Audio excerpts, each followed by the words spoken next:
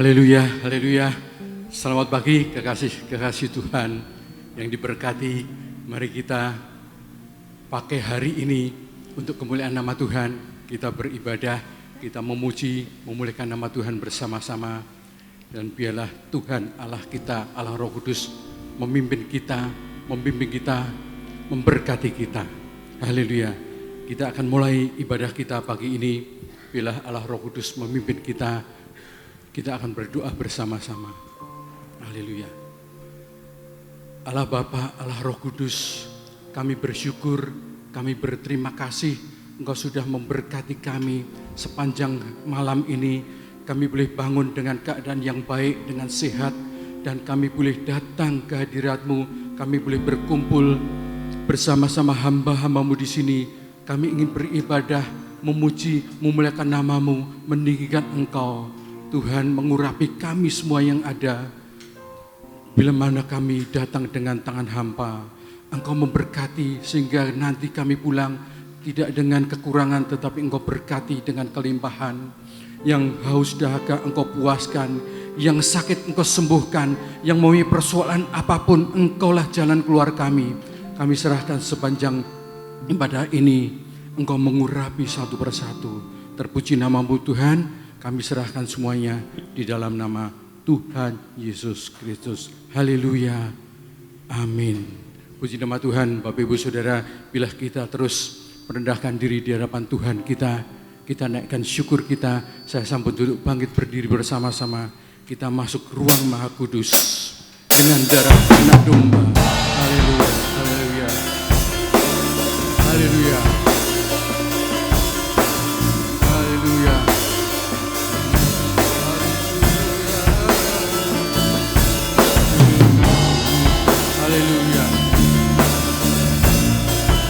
Sama-sama merendahkan diri. Tuhan hadir di tengah-tengah kami. Masuk ruang Maha Kudus dengan darah anak domba. Haleluya. Ku masuk dengan hati tulus, menyembah yang Maha Kuasa. Dari awal ku masuk ruang Maha Kudus dengan darah anak domba. Haleluya. Ku masuk dengan hati tulus, menyembah yang Maha Kuasa. Ku menyembah-Mu, haleluya, haleluya. Ku sembah-Mu,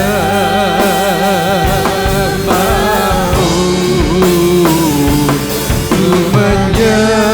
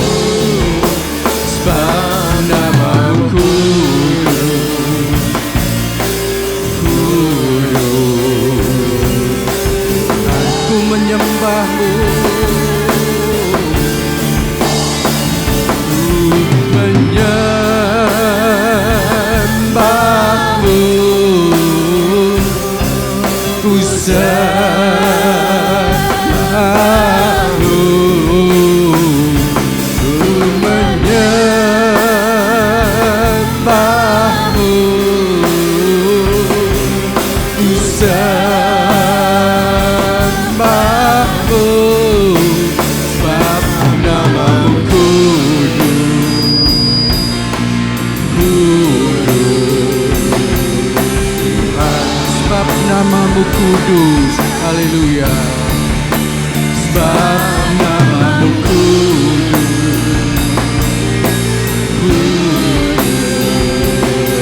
Tuhan, sebab nama-Mu kudus, sebab nama-Mu kudus, kudus Tuhan.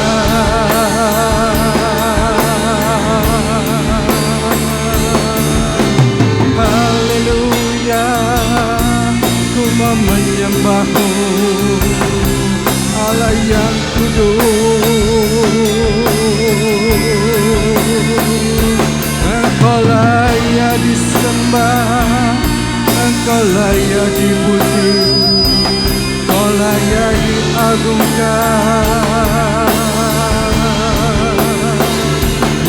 Mau memujimu dengan segenap hati, dengan kekuatanku.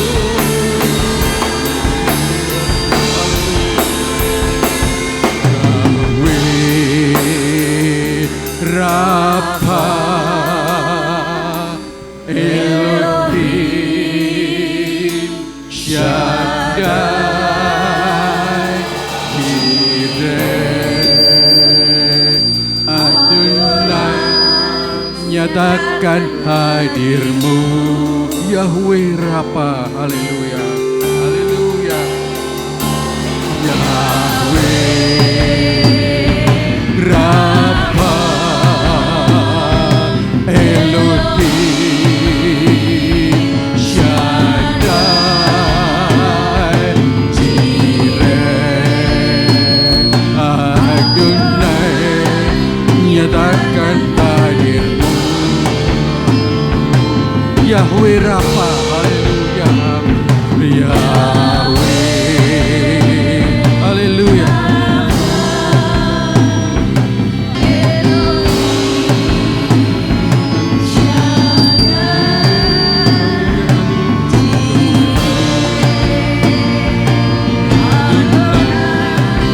Nyatakan hadirmu.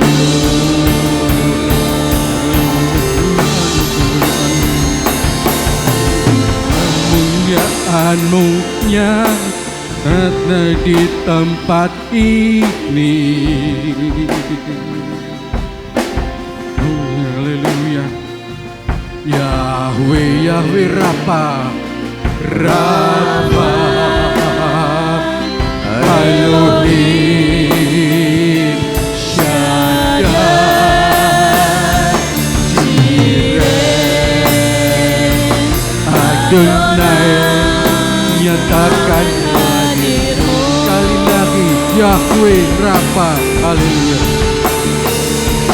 Yahweh Rafa Elohim Shaddai Jireh Adonai, nyatakan hadirmu.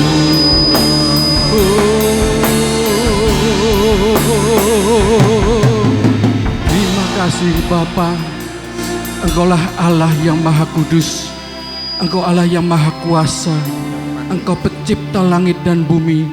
Engkau menjadikan sebagaimana kami ada adalah sempurna. Dan biarlah kami terus dalam kehidupan kami memuji-muji, memuliakan nama-Mu sepanjang hidup kami. Terpuji nama-Mu Tuhan, kami serahkan semuanya di dalam nama Tuhan Yesus. Haleluya, haleluya, amin. Beri kemuliaan bagi Tuhan kita. Haleluya, haleluya, haleluya. Silakan duduk Bapak Ibu Saudara sekalian. Tuhan kita adalah Tuhan yang dahsyat. Dialah gunung batu kita yang tidak tergoyahkan. Puji nama Tuhan, kita akan teruskan pujian kita. Kau gunung batuku dan kota.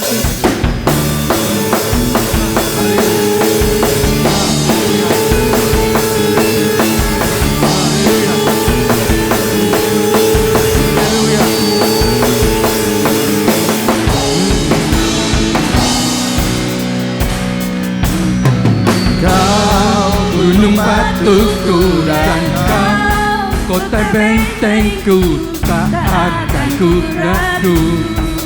Kau menjamin hidupku, kau keselamatanku, dan kau yang membelaku, tak akan ku takut. Kuasa-Mu di dalamku, walau badai menerpa di dalam hidupku ini, namun tangan-Mu Tuhan mengangkatku tinggi kepada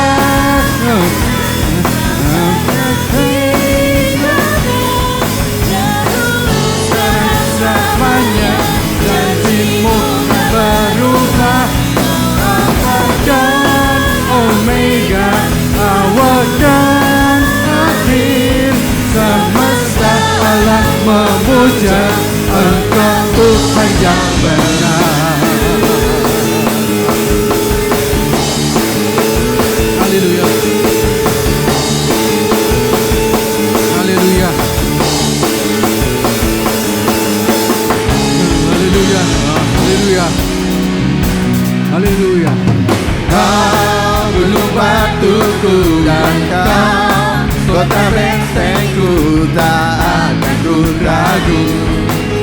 Kau menjamin hidupku, Kau keselamatanku, dan Kau yang membelaku, tak akan ku takut. Kuasa-Mu di dalamku, walau badai menerpang di dalam hidupku ini. Tuhan mengangkatku tinggi, oh Tuhan yang besar, tak pernah tinggalkan. Dahulu sekarang selamanya, janji-Mu tak berubah. Alfa dan Omega, awal dan akhir, semesta manusia, Engkau Tuhan yang benar. Haleluya. Tuhan kita dahsyat, Tuhan kita luar biasa. Haleluya. Terpuji nama Tuhan.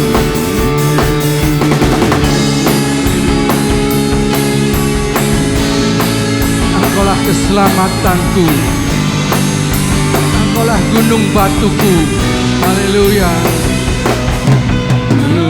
Dan menerpang di dalam hidupku ini. Tangan-Mu Tuhan mengangkatku tinggi. Tuhan yang benar, tak pernah tinggalkan. Dulu, sekarang dan selamanya, janji-Mu tak berubah. Alfa Omega, awal dan akhir, semesta alam memuja Engkau Tuhan yang benar. Semesta alam memuja, semesta alam memuja, semesta alam memuja Engkau Tuhan yang benar.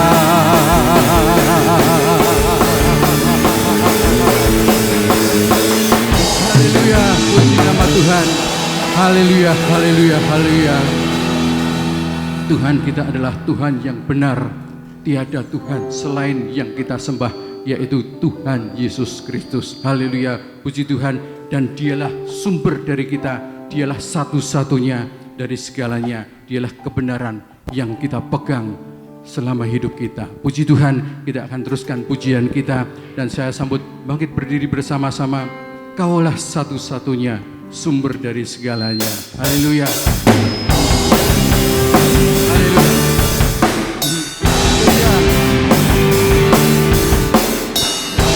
Haleluya. Haleluya.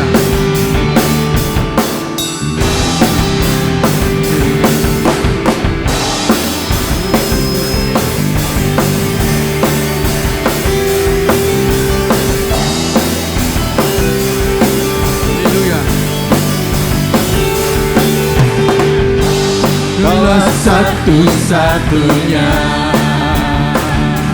haleluya, sumber dari segalanya, haleluya. Kau kemenangan yang sangku pegang, Kau keyakinanku untuk bersinar terang. Yesus Tuhanku yang berkuasa atasku, hidupku takkan sama. Aku tahu sungguh, ku tahu sungguh, anugerah-Mu bagiku, hidupku takkan sama.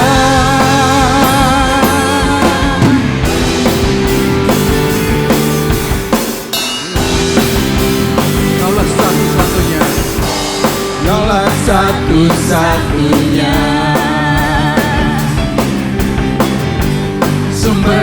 dari segalanya. Haleluya.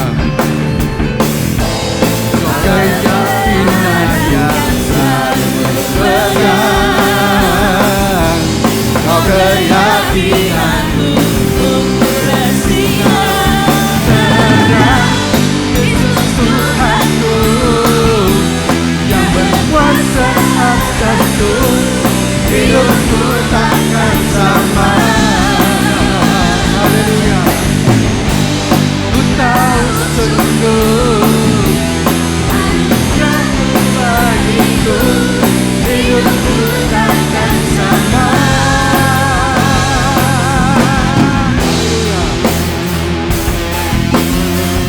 Hidup kita diubahkan menjadi yang terbaik. Haleluya.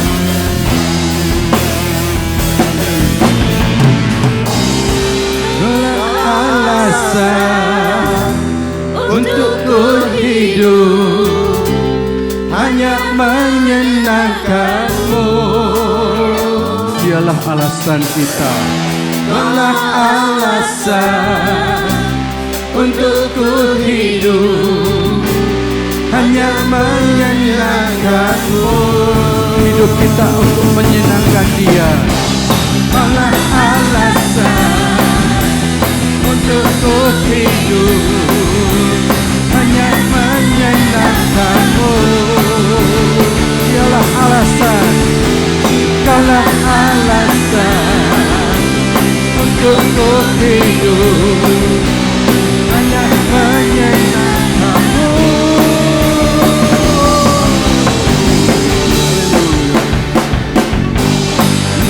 Tuhanku yang berkuasa atasku, hidupku takkan sama. Tahu sungguh anugerah-Mu bagiku, hidupku takkan sama. Haleluya.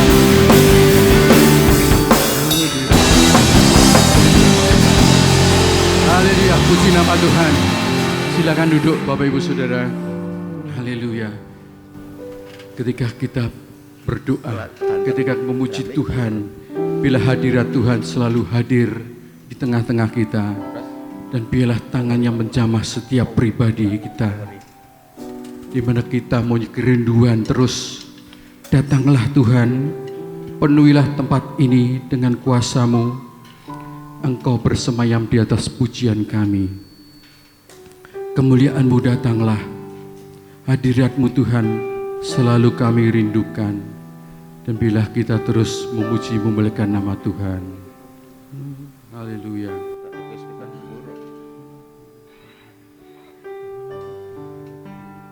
Haleluya. Haleluya.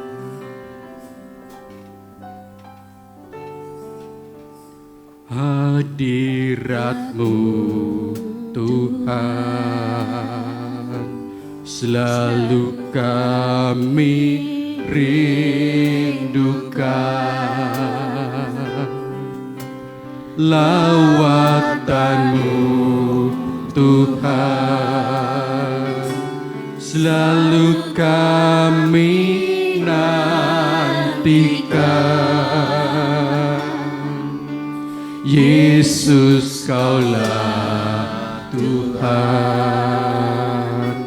nama-Mu ditinggikan di atas pujian.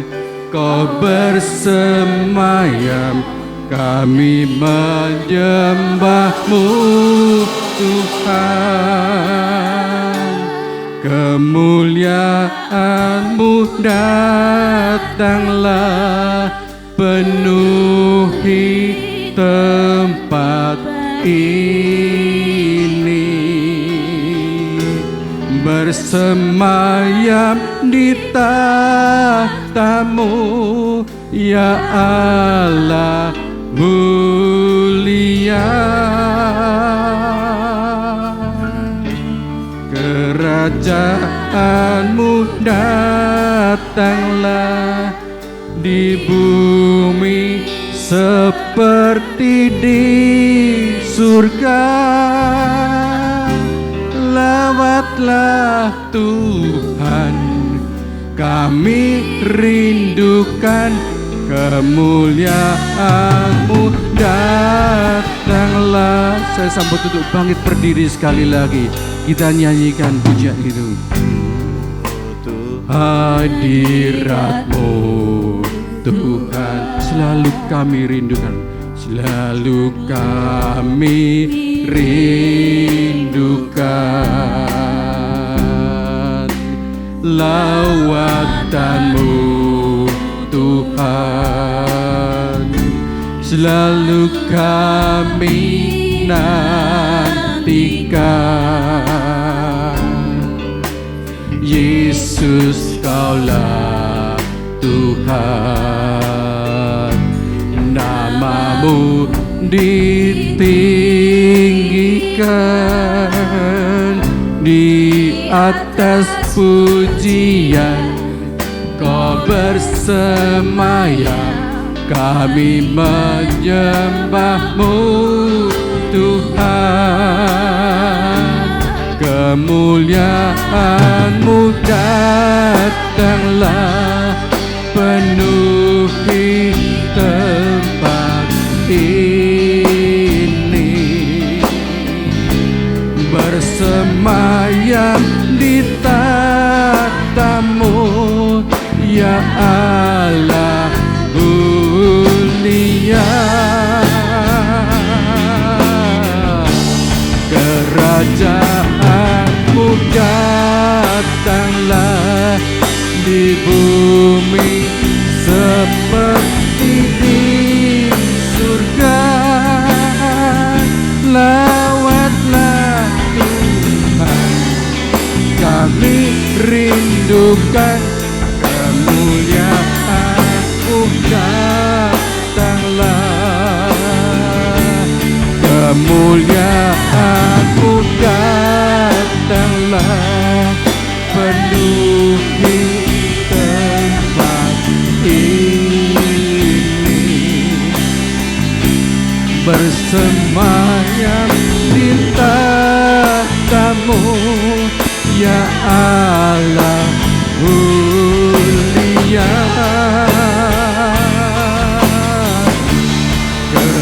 Kerajaan-Mu datanglah di bumi seperti di surga. Lawatlah Tuhan, kami rindukan kemuliaan-Mu datanglah. Kemuliaan-Mu datanglah penuhi tempat ini, bersemayam di tata-Mu ya Allah mulia.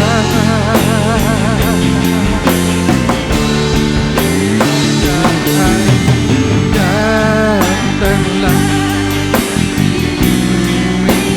seperti di surga. Lawatlah Tuhan, kami rindukan kemuliaan-Mu datanglah. Lawatlah Tuhan, kami rindukan kemuliaan-Mu datanglah. Lawatlah Tuhan, kami rindukan kemuliaan-Mu datanglah. Haleluya. Mari kita berdoa. Tuhan, satu anugerah Kau kumpulkan anak-anak-Mu di tempat ini supaya kami boleh mendengarkan pesan-pesan-Mu pada pagi hari ini. Tuntunlah kami dengan firman-Mu Tuhan, supaya kami umat-Mu ini bisa mencapai garis akhir dari kehidupan kami. Peganglah tangan kami, pegang hidup kami Tuhan, supaya tidak ada satupun dari umat-Mu pada pagi hari ini yang hadir gugur ataupun gagal di tengah perjalanan hidup kami. Supaya hidup kami bisa mempermuliakan Engkau ya Tuhan. Dan lebih lagi berikan kami roh hikmat. Beri kami hati yang baru Tuhan. Supaya kami mengerti firman yang sebentar akan kami dengar. Karena firman-Mu itu yang akan mengubah kehidupan kami. Akhirnya segala kemuliaan hanya bagi Tuhan kami, Yesus Kristus. Kita yang siap menerima firman Tuhan katakan amin. Shalom. Selamat pagi saudaraku yang kekasih ya. Sekian lama tidak berjumpa, waktu tidak terasa, hampir 5 tahun kita tidak berjumpa. Saya percaya saudara akan mengalami banyak perubahan, khususnya berubah di dalam pengenalan kita akan Tuhan. Ya, mari kita sama-sama belajar firman Tuhan. Dari pusat ya, saya diberi tema untuk 1 bulan ini, yaitu waktu transformasi. Dan saya memberi judul khotbah saya, yaitu kerendahan hati. Ini judul khotbah saya karena tujuan dari kita yang akan kita bahas pada pagi hari ini, yaitu supaya kita ini sabar dalam proses kerendahan hati. Ya, waktu kita mengalami proses ya, kerendahan hati, transformasi hati, pasti kita akan mengalami ada waktu, ada proses. Nah, Tuhan minta supaya kita bersabar. Nah, eksposisinya coba slide selanjutnya. Nah, ini ya tujuannya sabar dalam proses kerendahan hati. Ya. Eksposisinya di 1 Samuel 16 ayat 1 sampai ayat yang ke-23, cukup panjang. Ya. Saya tidak akan baca semua. PR bagi saudara ya, nanti baca dari ayat 1 sampai ayat yang ke-23. Ayo kita bicara sama-sama, kita belajar ya. Nah, yang pertama dari pembacaan itu saya memberikan satu pesan kepada jemaat Kristus Alfa Omega Temanggung ini, jangan meremehkan kuasa dosa. Saya memberikan pesan ini, kenapa demikian? Karena dosa itu ada kuasanya.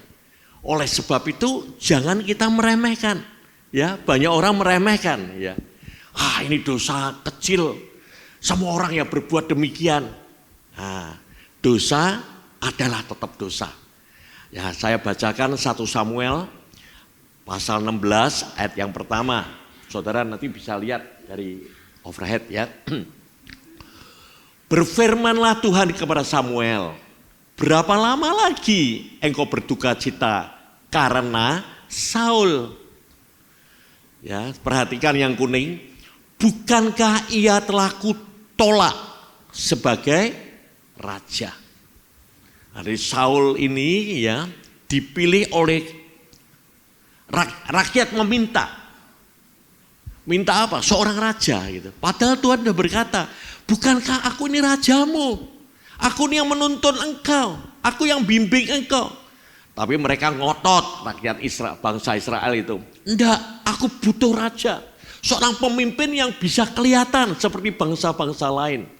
Ya, karena ngotot seperti itu, Tuhan berkata, baiklah tak pilih nolah gitu ya. Dipilihlah Saul. Nah, tapi Saul nanti kita lihat ya. Bagaimana sampai Tuhan berkata ia ditolak oleh Tuhan. Dan Tuhan berkata ya, ini yang pertama ya.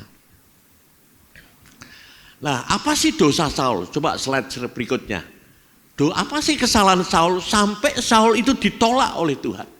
Ya, di 1 Samuel pasal 13 ayat 11 sampai 12 berkata demikian ya. Tetapi kata Samuel, apa yang telah kuperbuat? Jawab Saul, karena aku melihat rakyat itu berserak-serak meninggalkan aku. Dan engkau tidak datang pada waktu yang telah ditentukan, padahal orang Filistin telah berkumpul di Mikmas.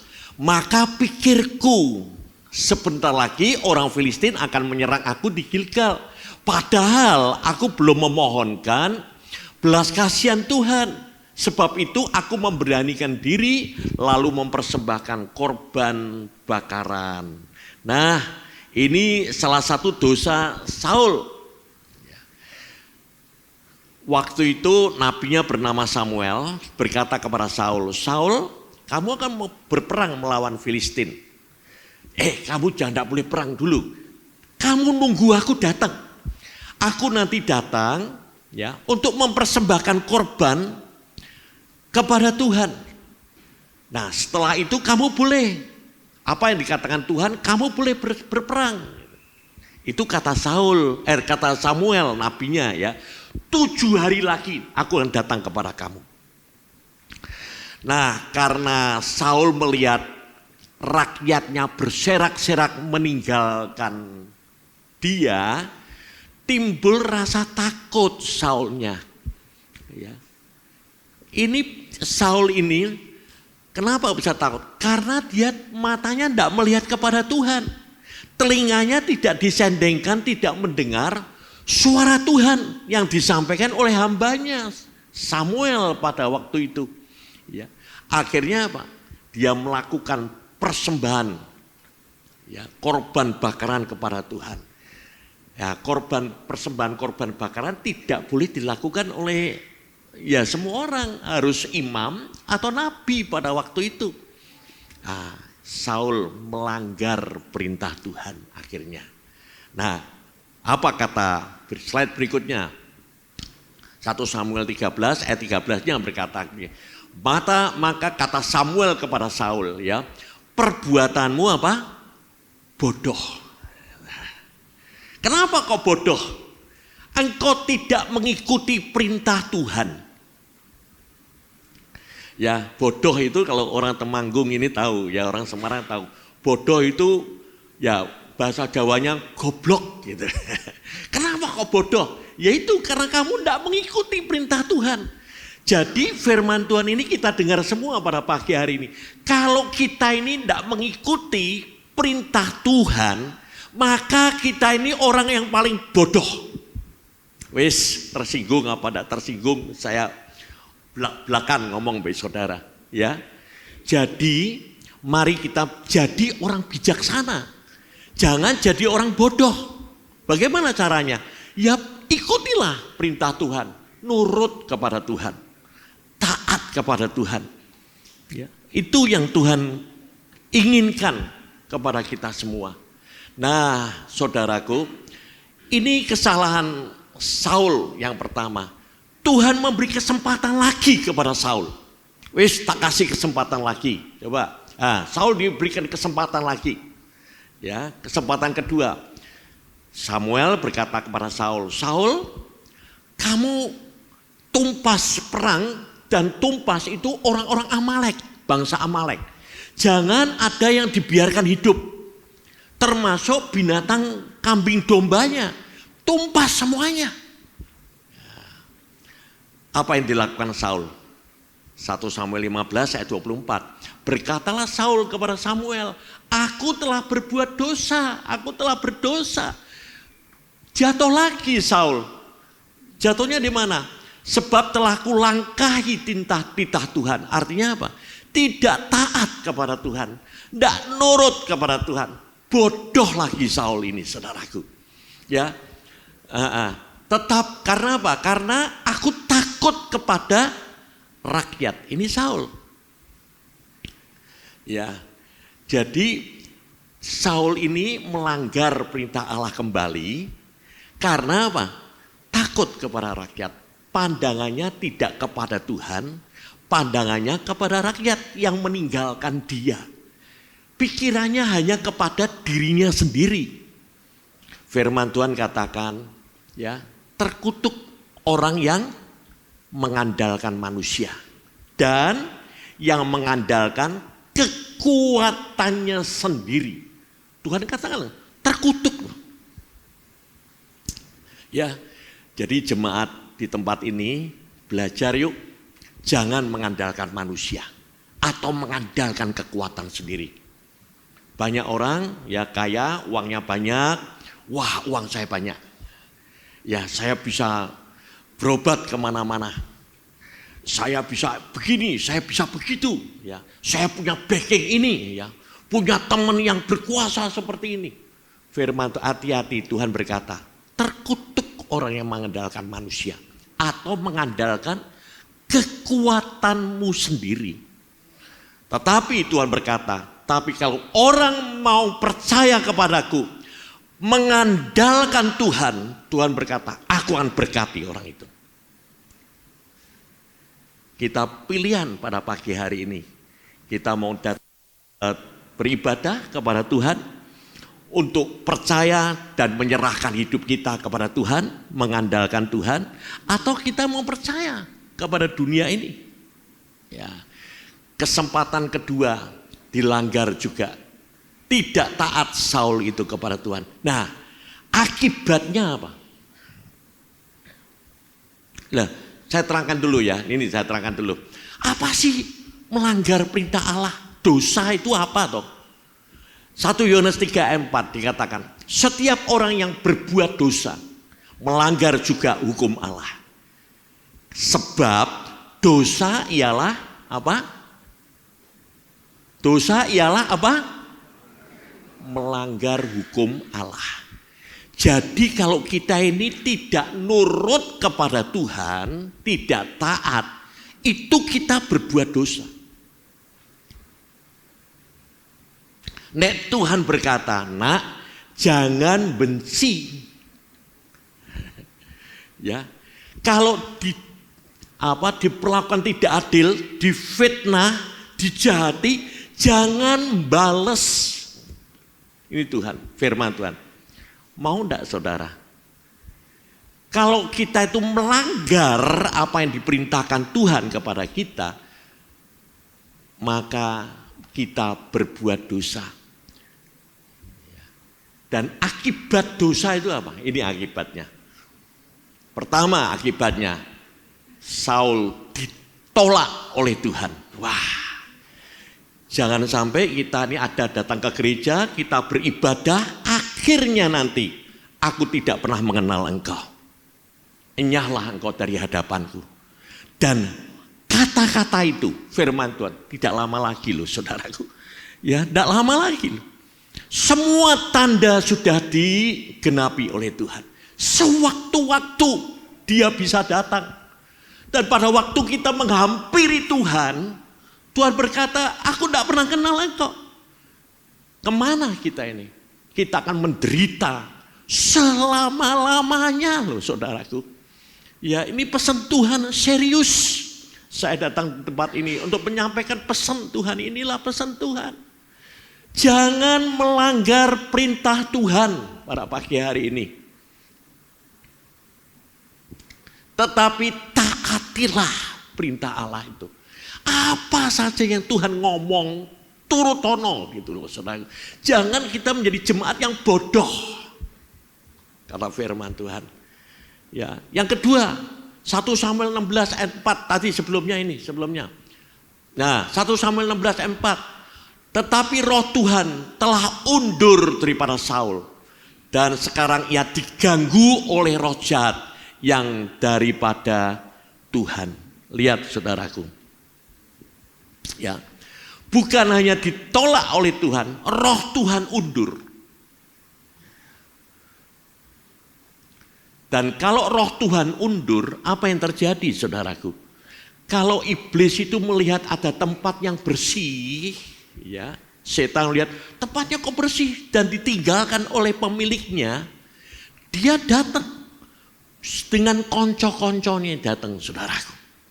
Masuk di dalam tubuh orang tersebut. Makanya dia diganggu oleh roh jahat saudaraku. Ya. Hidupnya tidak akan bisa tenang. Nah ini akibatnya saudaraku. Ya, tidak ada ketenangan, tidak ada damai. Berapa banyak orang-orang percaya datang ke gereja, beribadah, tapi hatinya itu gelisah, bingung, tidak tenang, ya. Karena apa? Karena dosa. Karena saudara tidak berjalan di jalan yang semestinya. Contoh, tak kasih contoh. Sekarang ini sedang orang tren bersepeda, ya. Anak-anak saya, menantu saya ini bersepeda semuanya. Lah nek bersepeda itu jalannya mana? Jalan aspal. Ya toh, di jalan yang cor gitu kan enak jalannya, bisa ngebut ya. Coba kalau saudara berjalan di batu-batu. Wih, rasanya saudaraku. Gerenjal. Betul enggak saudaraku? Enggak bisa tenang. Itulah hidup. Kalau kita ini tidak berjalan di jalan yang benar, yaitu jalan kebenaran itu, hidup pun tidak akan bisa tenang. Walaupun kau punya duit banyak, walaupun kau bisa makan di restoran yang besar, walaupun kau punya tempat tidur yang enak, AC yang dingin, hidup pun tidak akan bisa tenang. Kenapa? Ya karena dosa itu tadi. Oleh sebab itu, pagi hari ini jangan meremehkan kuasa dosa.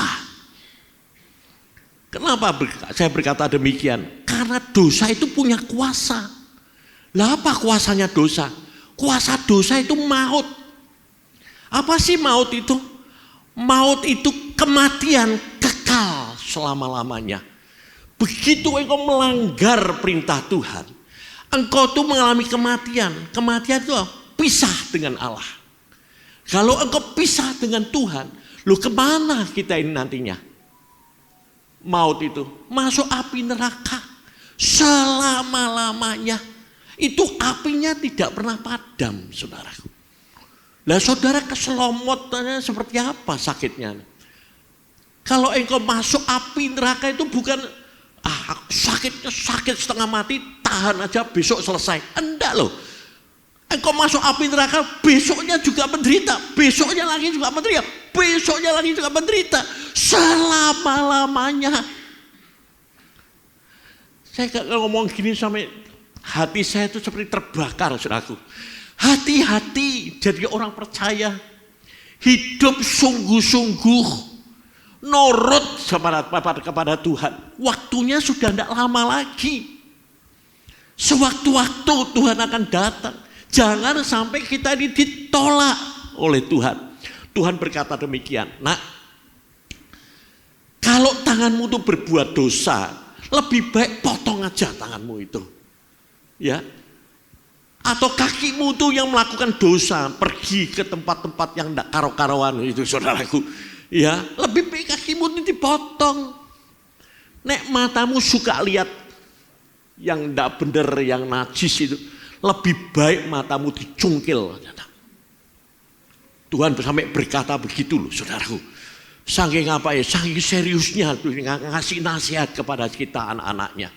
Lebih baik pakai satu kaki atau satu tangan atau tidak punya mata sekalipun, asal engkau masuk kerajaan surga. Jangan masuk ke dalam api neraka. Kamu akan menderita, nak. Itu pesan Tuhan. Khususnya kepada jemaat Kristus Alfa Omega di tempat ini. Pesan ini kita dengar semuanya, saudaraku. Loh, kayak gitu Tuhan sadis. Loh, Tuhan itu bukan Tuhan sadis, saudaraku. Dia memperingatkan kita supaya kita ini jangan bermurah hati kepada dosa. Sudah dosa itu kita potong gitu, saudara. Kita menjauh dari dosa. Ya.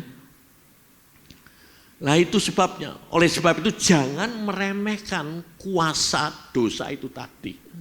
Ya. Wah ini dosa cuma dusta aja, enggak apa-apa, semua orang ya berdusta, podo apa kita bisnis, kita dagang. Ya dusta itu kan umum biasa, hoax gitu kan biasa di mana-mana sekarang ada hoax itu. Loh saudara, dosa kecil, dosa besar tetap namanya dosa. Upah dosa itu maut, saudaraku.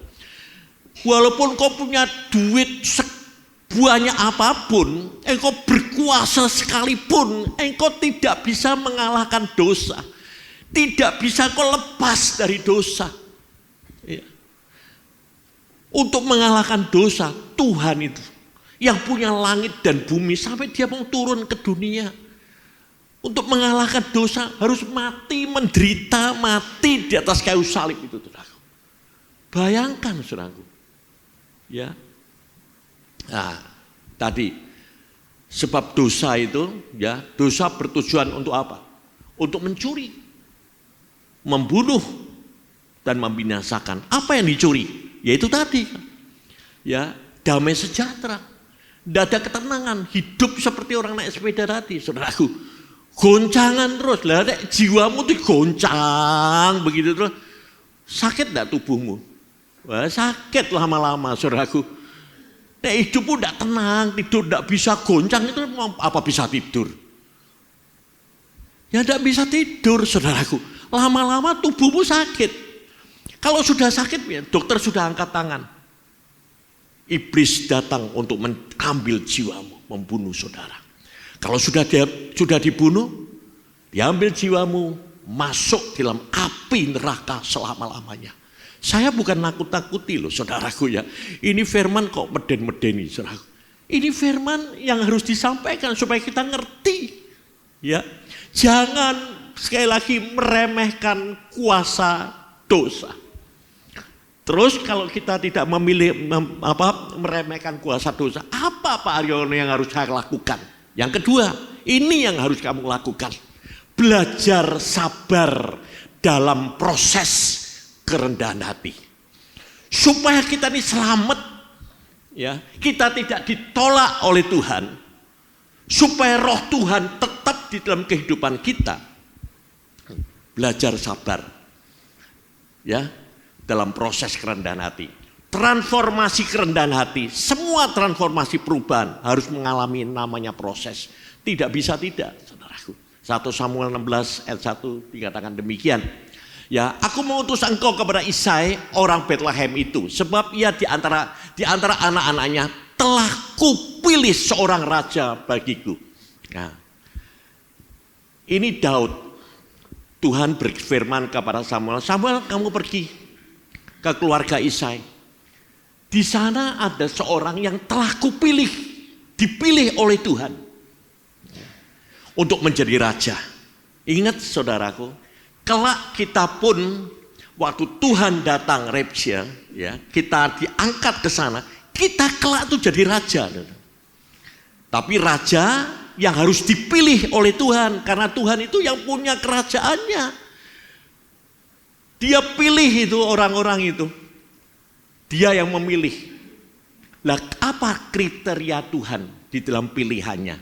Ayat yang ke-7 di 1 Samuel 16. Tapi firman-Nya kepada Samuel, janganlah pandang parasnya atau perawakannya yang tinggi, sebab aku telah menolaknya. Bukan yang dilihat manusia, yang dilihat Allah.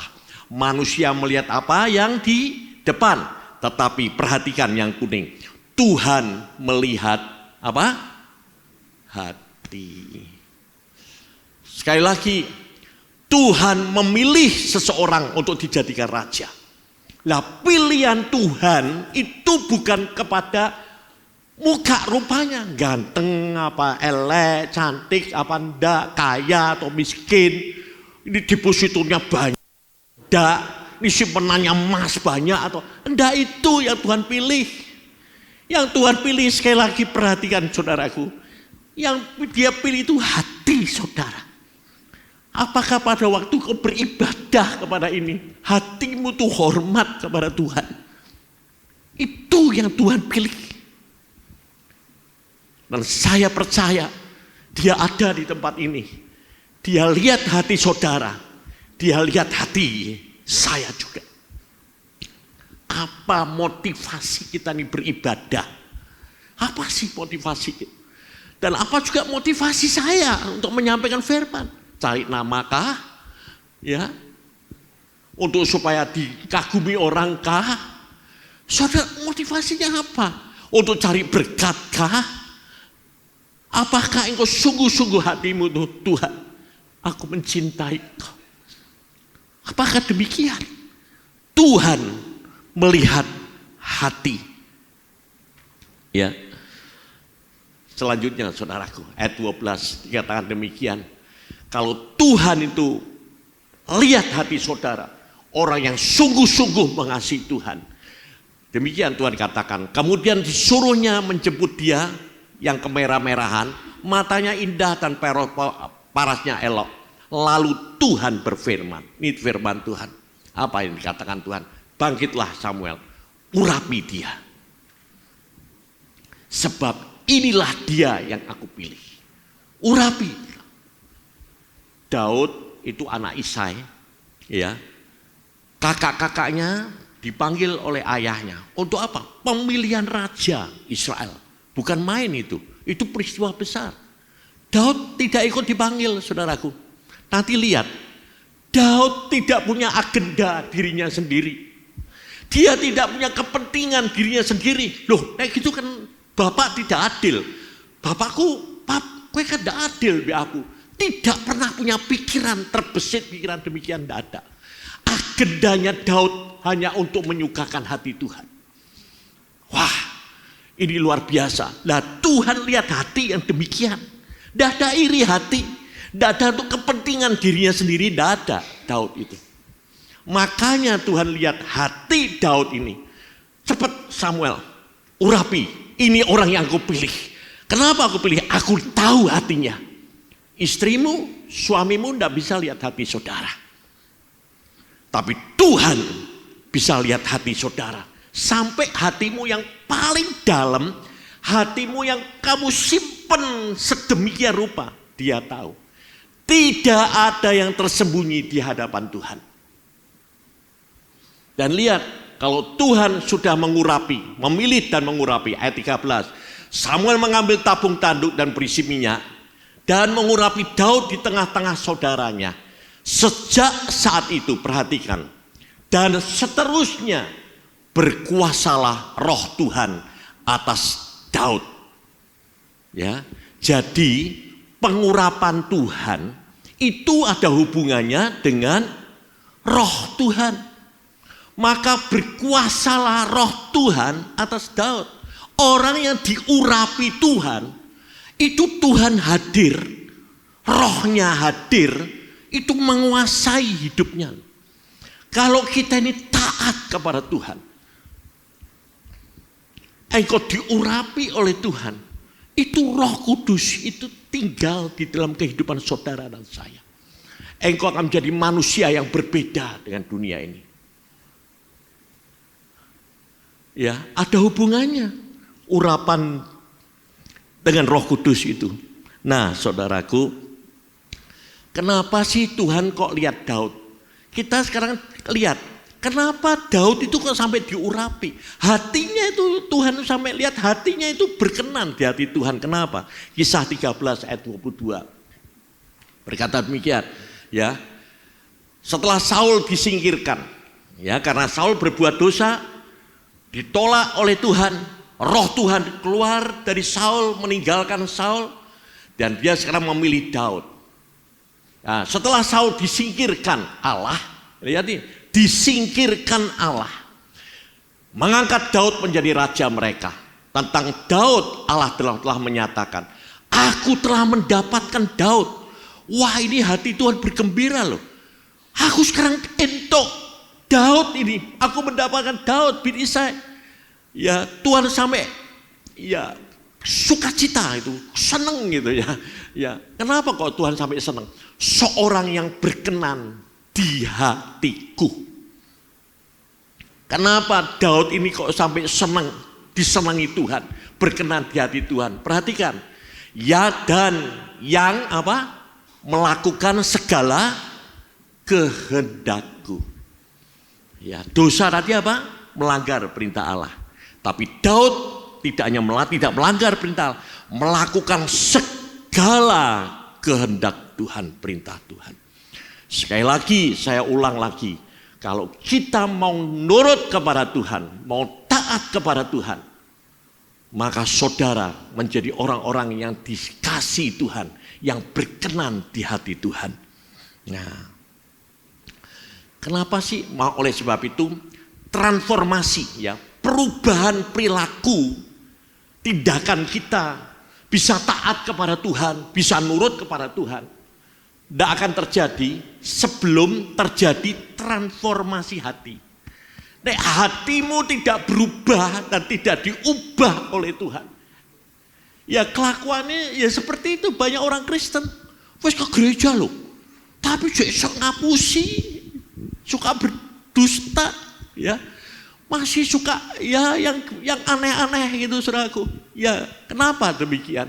Ya karena tidak mengalami perubahan dalam hati saudara. Lah bagaimana caranya supaya kita bisa mengalami perubahan? Apa yang dilakukan Daud? Mazmur selanjutnya, Mazmur 23 ayat yang terkenal, ya. Daud berkata demikian di Mazmur 23. Kita tahu semua, Mazmur, Tuhan adalah gembalaku. Daud berkata itu. Tuhan adalah gembalaku. Lihat gambarnya itu. Domba ini binatang yang, ya saya ngomong aja terang-terangan bodoh. Nah, Tuhan mengumpamakan kita seperti domba ini, saudaraku. Dia tidak bisa cari makan dewek. Harus gembalanya yang nuntun. Dituntun, ya, cari padang rumput supaya makan. Nanti kalau sudah makan dituntun lagi cari ke air supaya mereka minum. Itu domba. Kalau ditinggalkan sebentar, dia kejeglong gitu aja, ya. Tidak bisa bangun sendiri. Itu domba. Kon balik tempatnya sendiri tidak bisa, harus butuh gembala. Artinya apa, saudaraku? Daud berkata, Tuhan, Engkau gembalaku. Engkau yang memberikan hidup untuk aku. Aku tidak bisa jauh daripada Engkau. Setiap hari aku perlu Tuhan.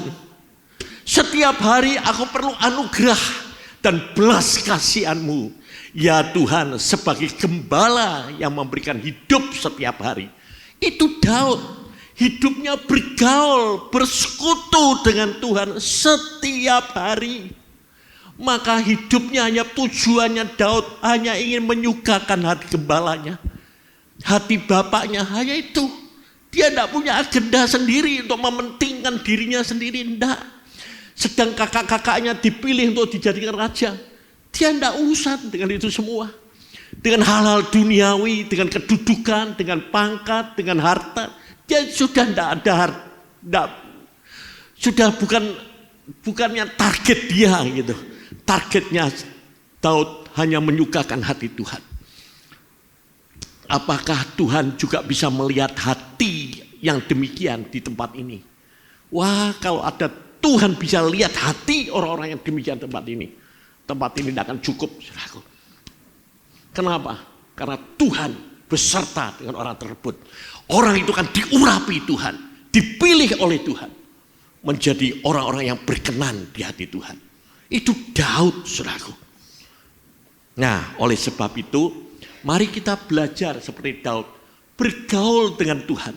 Supaya apa? Supaya Tuhan itu bisa ngerti, supaya kita bisa ngerti pikiran atau perasaan Tuhan.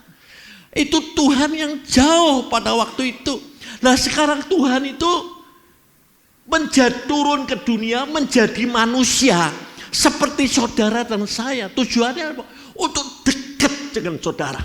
Untuk dekat, ya, supaya apa? Supaya kita bisa belajar dari dia. Gampang sekarang ini. Ada firman Tuhan yang kita bisa baca menjadi patron, menjadi contoh. Matius 11 ayat 29. Yesus turun ke dunia, dia ngajar kepada kita semua. Berkata demikian, nak, pikulah kuk yang kupasang dan perhatikan, belajarlah kepadaku. Ya, belajar kepada siapa? Kepada Yesus. Seperti Daud belajar kepada Tuhan. Belajar itu dekat dengan gurunya. Apalagi Daud menjadikan Allah itu gembalanya, sumber hidup. Belajar kepada Yesus sekarang. Belajar apa? Bukan belajar khotbah. Belajar apa, saudaraku?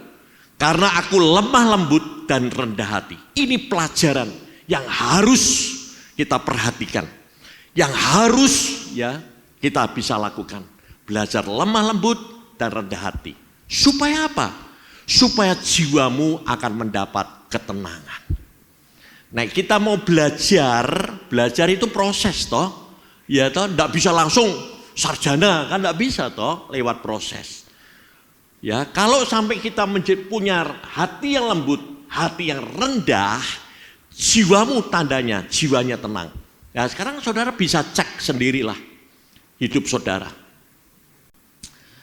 Apakah pagi hari ini kau datang dengan hati yang tenang? Atau hatimu deg-degan? Wah, habis piye ya? Sesuk piye ya? Wah, minggu depan piye ya? Nah, itu tanda jiwamu tidak tenang. Ayo koreksi. Kalau demikian, nasihat yang paling baik, balik bertobat kepada Tuhan. Cepat bertobat kepada Tuhan. Jangan ditunda. Ya. Nah, saudaraku, belajar daripada Tuhan. Nah, Tuhan jadi manusia. Memang waktu saya belajar ini, Tuhan kok jadi manusia. Lah saya nih ngomong sama orang lain itu, banyak orang tidak percaya. Banyak orang ngomong gini, loh Pak Riono, Tuhanmu kok jadi manusia gitu ya. Tuhan itu kan, ya saya berpikir angel yang terangkan mereka ya. Tapi saya berpikir juga, coba saya ngomong sama saudara, lebih gampang mana atau masuk akal mana sih Tuhan jadi manusia? Apa manusia berusaha jadi Tuhan? Gampang mana saudaraku? Masuk akal mana? Saudara ngerti ya, mudeng yang tak sampaikan ini saudaraku. Ya, atau gini, seorang raja ya jadi rakyat biasa. Atau gampang rakyat biasa masuk istana, duduk di tahtanya raja, ya, terus dia berkata, aku ini raja. Gampang mana, saudaraku? Masuk akal mana, saudaraku? Nah, saya tidak mau teruskan lah, karena ini ya kurang baik. Mungkin saudara bisa ngerti sendiri ya arahnya kemana, ya saudaraku. Oke, saya lanjutkan demikian aja lah, belajar daripada Yesus sekarang ya. Yesus Filipi 2 ayat 5-7. Ini pelajaran Tuhan. Ya, Yesus berkata demikian, hendaklah kamu dalam hidupmu bersama, perhatikan Tuhan berkata, kalau kamu mau belajar kepadaku, ini pelajaran pertama. Taruh pikiran dan perasaanmu yang terdapat juga di dalam Kristus Yesus. Ini pelajaran. Ya.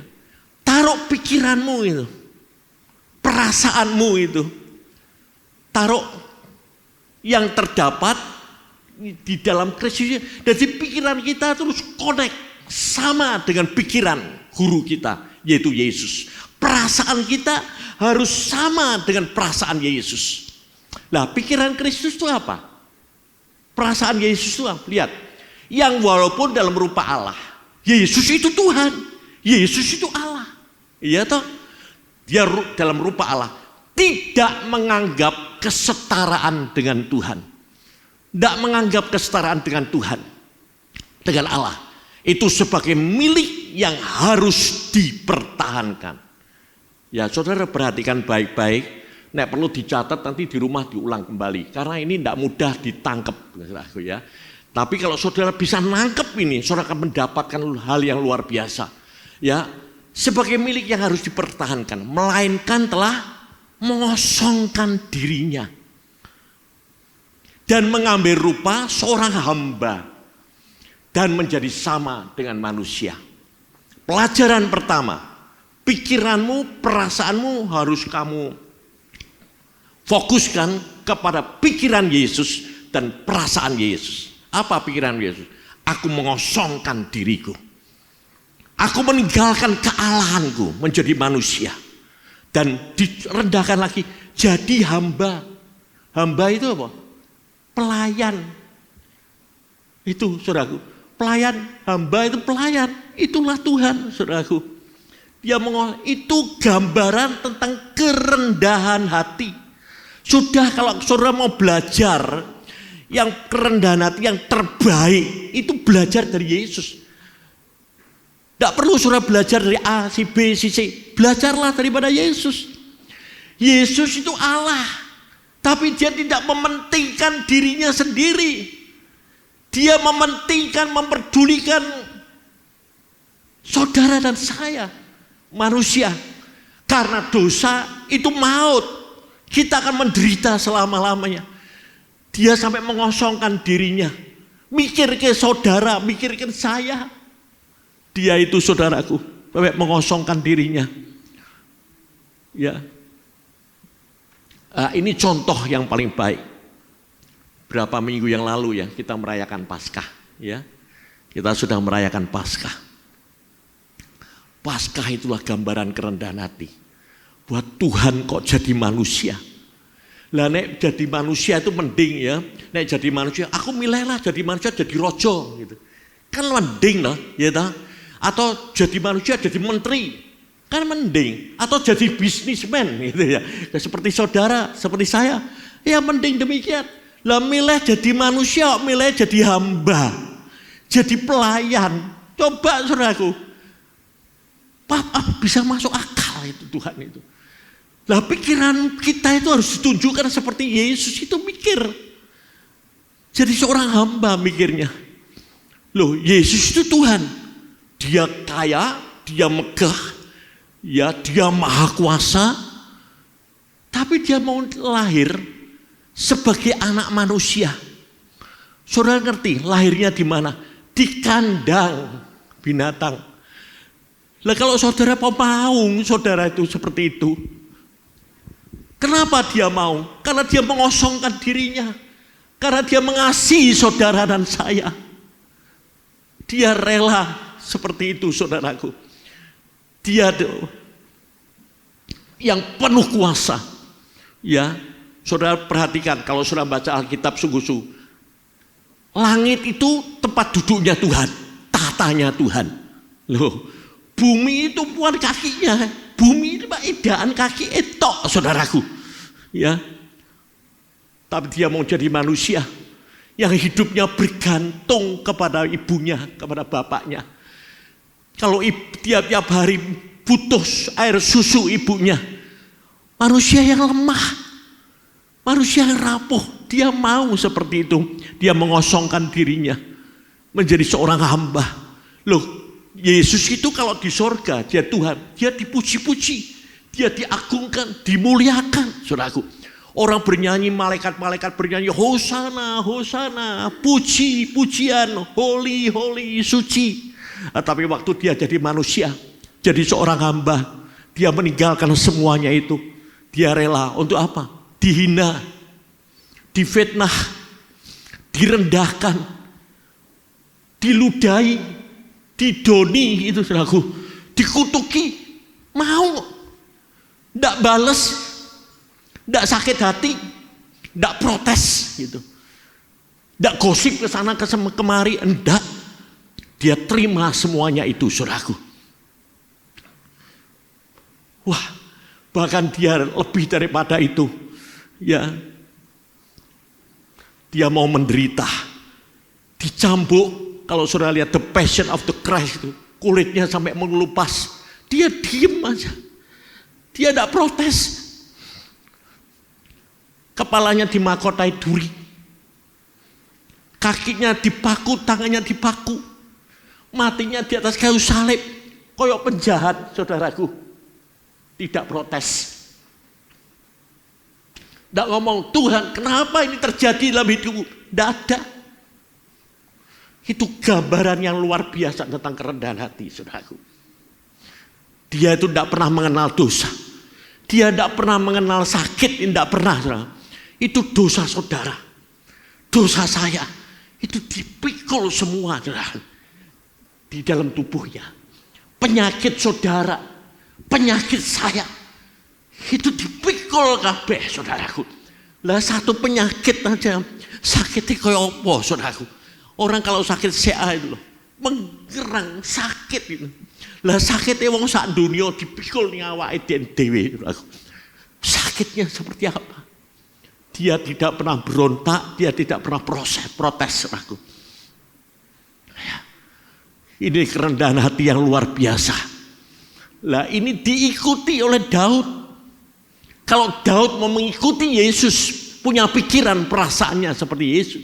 Kita sebagai jemaat Tuhan, ya kita belajar untuk mengikuti Yesus. Pikirannya Yesus, perasaan Yesus seperti itu. Jangan cuma difitnah sedikit, ya, tidak dikasih tugas sedikit, diperlakukan tidak adil, wah mau setengah mati, saudaraku. Engkau tidak akan jadi umat orang pilihan Tuhan kalau begitu, saudaraku. Belajar rendah hati, gunakan lutut untuk membuat hubungan dengan Tuhan. Ya, saya kadang tanya, loh, Tuhan kok mau jadi manusia, mati di atas kayu salib untuk saudara dan saya. Nek orang Kristen kebanyakan ngomongnya piye, saudaraku? Ya karena kasih. Allah itu kasih. Ya benar, saudaraku. Tapi saya punya jawaban yang lain. Ya, saya sampaikan kepada saudara, berikan kepada saudara. Ibrani 2 ayat 18. Lihat saudaraku. Dia rela menjadi manusia, mati di atas kayu salib. Oleh karena ia sendiri telah menderita. Yesus itu manusia yang penuh penderitaan. Tapi yang manusia yang tidak pernah protes atas penderitaannya karena pencobaan. Maka perhatikan, ia dapat menolong mereka yang dicobai. Ya, dia pernah jadi manusia, dia menderita. Oleh sebab itu dia ngerti kalau saudara gembor Tuhan, Tuhan sakit, Tuhan sakit hatiku, sakitnya minta ampun Tuhan. Bukannya dia itu tidak ngerti loh saudaraku, dia pernah jadi manusia. Seperti saudara dan saya. Dia bisa merasakan sakit saudara dan saya. Dan dia tidak hanya merasakan, dia dapat menolong saudara. Dia mau menolong saudara. Sebab apa? Dia pernah dicambuk. Dia pernah dimahkotai duri. Ya. Dia pernah dipaku. Lu sakitnya kaya apa? Kalau saudara difitnah sama orang dipaku kakinya, sakit mana saudaraku? Hah? Dia tidak protes kok saudaraku. Saya lihat orang Kristen, Pak saya diginikan. Saya cuma ngelus dodo, saya diam aja saudaraku. Ya, kita ini seperti penjunan tanah liat yang akan dibentuk oleh Tuhan. Tuhan bisa merasakan. Kalau saudara mungkin di tempat ini ditinggalkan sendiri, mungkin oleh suamimu, mungkin oleh istrimu, mungkin anak-anakmu meninggalkan saudara. Mungkin dalam bisnis engkau ditinggalkan oleh karyawanmu mungkin buka kerjaan sendiri, nyaingi saudara. Ya, atau kerja di kompetitor saudara. Saya beritahu, Tuhan berkata, "Nak, aku ya pernah dewean kayak kowe gitu. Aku pernah sendirian seperti kamu. Pada waktu aku menderita, aku disalib, aku sembahyang, aku minta murid-muridku menemani aku. Mereka pada lari meninggalkan aku. Bahkan muridku sendiri mengkhianati aku, meninggalkan aku, menyerahkan aku kepada musuhku." Dia bisa merasakan apa yang saudara rasakan pada pagi hari ini. Kalau saudara mungkin ya direndahkan seperti Daud, difitnah, tidak dianggap lagi, saudara dibully, diperlakukan tidak adil, ya. Tuhan pernah berkata, "Nah, aku pun ya pernah merasakan demikian. Aku dihina, aku diludahi, aku dicambuk, sampai aku ini diperlakukan ya seperti penjahat." Dia ngalami seperti itu. Oleh sebab itu kita ini bersyukur jadi orang Kristen. Kita punya Tuhan yang beda dengan Tuhannya orang-orang di luar sana. Dia Tuhan yang bisa mengerti kelemahan-kelemahan saudara dan saya. Kenapa? Karena dia pernah ada di tempat yang sama di mana kita tinggal saat ini. Bagi saya, ya, ini sesuatu yang luar biasa bagi saya. Setiap saya baca firman Tuhan, kadang saya bisa nangis sendiri. Saya tidak bisa nahan emosi saya kadang saudara. Saya bisa bergembira sendiri. Ya, karena bagi saya ini suatu hal yang luar biasa. Oleh sebab itu 1 Petrus 5 ayat 6-7. Perhatikan. Tuhan berpesan, ya, pesan Tuhan begini, karena itu jemaat yang dikasihi Tuhan, rendahkanlah dirimu di bawah tangan Tuhan yang kuat. Supaya apa? Kita mau merendahkan diri di hadapan Tuhan, supaya kamu ditinggikannya pada waktunya nanti. Serahkanlah segala khawatirmu kepadanya, sebab Ia yang memelihara kamu. Saya kurung itu, artinya Tuhan tidak hanya memelihara, tapi Tuhan peduli kepada saudara dan saya. Karena saya sering dengar banyak orang, Tuhan, aku mengalami kesakitan seperti ini, aku mengalami demikian, masalah ini, masalah itu, persoalan itu. Seolah Tuhan kau diam, engkau tidak peduli kepadaku, engkau ada apa enggak Tuhan? Justru teriakanmu itu saudaraku,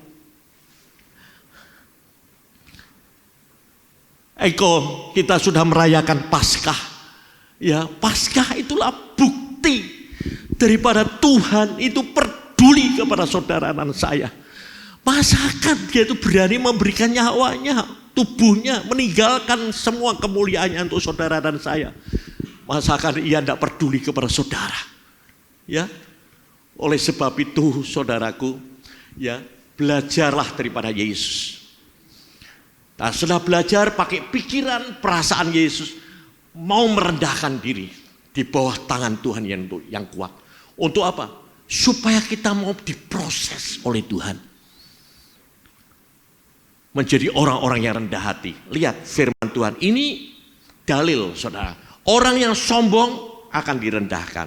Tapi kalau engkau mau merendahkan diri di hadapan Tuhan, nanti tangan Tuhan yang kuat akan meninggikan saudara. Yang ketiga selanjutnya, yang terakhir, satu kali akan diangkat oleh Tuhan. 2 Samuel 23 ayat 1. Inilah perkara Daud yang terakhir. Tutur kata Daud bin Isai dan tutur kata orang yang diangkat tinggi. Orang yang diurapi Allah. Yakub pemazmur yang disenangi di Israel. Kalau kita mau belajar merendahkan diri seperti Yesus, mau menyerahkan hidup kita di bawah tangan Tuhan yang kuat, satu kali Tuhan akan meninggikan kita dan mengurapi hidup kita. Kita tidak hanya disenangi oleh manusia, tetapi terlebih kita akan disukai oleh Tuhan. Amin, saudaraku. Oleh sebab itu belajarlah kepada Yesus. Tak ulang lagi, Dia Allah, ya, berkuasa, kaya, mau turun ke dunia. Jadi apa? Pencipta jadi ciptaan, jadi manusia. Bukan hanya manusia, dia mau diturunkan lagi jadi hamba, pelayan. Diturunkan lagi, lahirnya di kandang. Persisnya di palungan tempat makan kuda, binatang kuda. Dia mau lahir seperti itu. Direndahkan lagi, sampai rendah saudaraku. Dia difitnah, dia diam aja. Sampai akhirnya dia mau mati di atas kayu salib. Begitu rendahnya dia itu. Itu sebabnya Tuhan meninggikan Yesus. Sehingga setiap lutut harus bertelut. Setiap lidah harus mengaku bahwa Yesus Kristus yang telah taat kepada Bapaknya, yang merendahkan dirinya itu, telah diangkat Tuhan menjadi Tuhan bagi manusia. Setiap lutut nanti kita akan bertelut. Demikianlah. Kalau saya kadang tidak heran kalau ada orang terus ditinggikan oleh Tuhan, ya tidak ada lagi pada posisinya, ya mengalami peninggian, mengalami promosi dari Tuhan. Saya tidak heran. Kenapa tidak heran? Oh, sudah ada patronnya.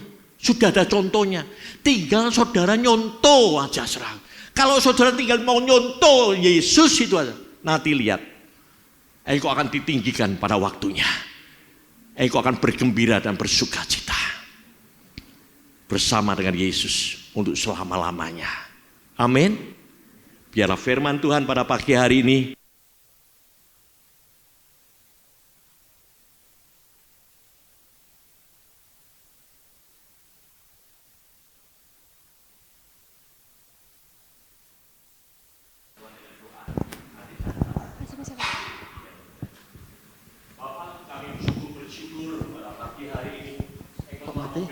firman-Mu kepada kami yang membangun, yang menguatkan, yang menjadi bekal hidup kami sampai kami masuk dalam kerajaan. Haleluya. Terima kasih Engkau telah memberikan contoh kepada kami supaya kami belajar untuk merendahkan diri di hadapan. Satu kali kami akan melihat kebahagiaan, kemuliaan yang Engkau sudah sediakan bagi kami orang-orang yang mengasihi Engkau. Haleluya. Hamba-Mu yang melayani di tempat ini, Bapak Gembala, Bapak Arif, beserta keluarganya, jemaat-Mu di tempat ini, supaya mereka meningkat dewasa, tumbuh dewasa bila mengenal akan Engkau ya Tuhan. Terima kasih Bapak, kami bersyukur dan kami mempersembahkan jemaat-Mu di tempat ini di dalam nama Tuhan Yesus Kristus. Amin. Amin.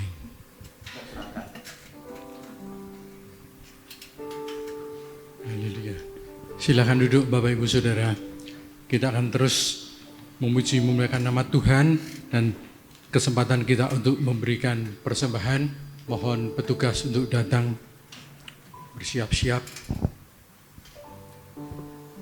Terlebih dahulu kita akan berdoa. Mari kita berdoa. Tuhan, terima kasih untuk berkat-Mu pagi hari ini. Kami sudah dikuatkan melalui firman-Mu, dan biarlah apa yang menjadi keinginan hati-Mu boleh terjadi dan terlaksana dalam kehidupan kami. Tuhan, saat ini kami akan memberi persembahan.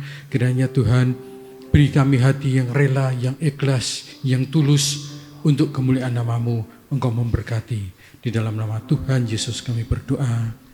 Amin.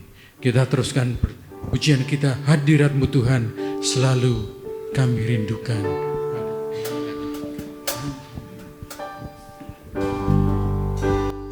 Hadirat-Mu Tuhan selalu kami rindukan. Lawatan-Mu Tuhan selalu kami nantikan. Yesus, Kaulah Tuhan, nama-Mu ditinggikan di atas pujian. Kau bersemayam, kami menyembah-Mu Tuhan. Kemuliaan-Mu datanglah, penuhi tempat ini. Cek. Bersemayam di tahta-Mu, ya Allah mulia. Kerajaan-Mu datanglah di bumi Seperti di surga. Lawatlah Tuhan, kami rindukan. Kemuliaan-Mu datanglah. Terima kasih, kiranya Tuhan Yesus memberkati persembahan Bapak Ibu Saudara sekalian. Baik Bapak Ibu, kita akan bersama-sama mengakhiri perjumpaan ibadah kita pagi hari ini. Saya kembali mengundang Bapak Ibu untuk bangkit berdiri, kita akan berdoa. Bapa di sorga, firman-Mu sudah kami terima. Kami bersyukur kalau hari ini Engkau terus berbicara kepada kami tentang nilai kerendahan hati. Kami boleh melihat kehidupan Saul yang Kau tolak karena dia sebagai pribadi yang dipilih oleh Tuhan, tetapi dia tidak lagi menjaga hatinya. Dia menjadi satu pribadi yang berubah karena sebuah kekuasaan. Sehingga Tuhan, Engkau menolak dirinya menjadi raja. Dan Engkau memilih seorang pribadi yang sungguh berkenan dan menyenangkan Engkau, yaitu Daud. Biarlah Tuhan pagi hari ini kami boleh menerima pengajaran dari kehidupan Daud. Kami boleh Tuhan terus merendahkan diri dan hati kami. Kami tidak lagi Tuhan mengandalkan kekuatan pribadi, tetapi kami sungguh mengandalkan keperkasaan yang daripada Tuhan. Sehingga sampai pada akhir kehidupan Daud, dia tetap menjadi orang yang sungguh berkenan dan menyenangkan Tuhan, sehingga keturunannya Tuhan menghasilkan satu pribadi yang lebih dahsyat. Dan kami percaya Tuhan melalui kehidupan Daud, kami meyakini hidup kami pun akan dipermuliakan oleh Tuhan. Pertolongan daripada Allah Bapa di surga menjadikan kami kuat, kami mampu, dan kami mampu menanggung segala sesuatu yang kami hadapi, karena Tuhan terus berserta dengan kami semuanya. Tuhan, Kau berkati akan hamba-Mu Bapak Haryono bersama ibu dan juga keluarga. Kiranya berkat kasih karunia Tuhan tumbuh dalam hidupnya, sehingga kekuatan kesehatan hikmat daripada Tuhan menjadikan Bapak Haryono bersama keluarga semakin memiliki hati yang bijaksana, dan nama Tuhan saja yang dipuji dan juga dipermuliakan. Terima kasih Tuhan. Sebelum kami berpisah, kami berdoa untuk saudara kami Bapak Frans, berdoa untuk saudara kami San Prada dan juga Ibu Maharsi. Kiranya Tuhan dengan penambahan usia yang daripada Tuhan, mereka semakin Kau berkati, semakin diberi kekuatan kesehatan yang baik, sehingga mereka terus bersama-sama keluarga mereka mempermuliakan nama Tuhan. Terima kasih, dan kami juga berdoa Tuhan untuk jemaat kami yang sakit. Tuhan, kami menyerahkan Pak Woto, kami menyerahkan Ibu Harsi, supaya pertolongan Tuhan nyata, kekuatan kesehatan Kau berikan kepada mereka semuanya, dan pemulihan terjadi. Kami juga berdoa Tuhan untuk saudara kami Erik, yang hari-hari ini Tuhan perlu kasih karunia anugerah, supaya Tuhan hatinya dikuatkan, tubuh jasmaninya juga disehatkan oleh Tuhan. Dan kami meyakini Tuhan pertolongan Tuhan ajaib tidak pernah terlambat. Demikian juga Tuhan kami berdoa untuk anak-anak kami yang bersekolah di dalam kota maupun yang di luar kota. Kami juga berdoa Tuhan untuk mereka semua yang sedang mencari pekerjaan. Tuhan, kami juga berdoa untuk anak-anak yatim piatu, para janda dan fakir miskin, supaya Tuhan Engkau cukupkan mereka. Dan kami percaya Tuhan pertolongan-Mu terus menerus akan hadir di setiap sidang jemaat yang percaya kepada Tuhan. Dan tiba saatnya Tuhan, sekarang kami mengangkat hati, mengangkat tangan kami di hadapan Tuhan. Sidang jemaat Tuhan terkasih, marilah kita bersama-sama pulang dengan membawa berkat, damai sejahtera Allah Bapa di surga. Pulanglah dengan membawa kasih karunia Tuhan Yesus Kristus di dalam persekutuan Roh Kudus. Tuhan memberkati engkau dan melindungi engkau. Tuhan menyinari engkau dengan wajah-Nya dan memberi engkau kasih karunia. Tuhan menghadapkan wajah-Nya kepadamu dan memberikan engkau damai sejahtera, mulai dari pagi hari ini sampai Maranatha datang yang kedua kali. Dalam nama Tuhan Yesus Kristus kami sudah berdoa dan mengucapkan syukur kami. Dan kita semua yang sudah diberkati oleh Tuhan bersama-sama berkata, amin. Terima kasih Yesus, terima kasih Yesus. Syukur hanya bagimu ya Allah.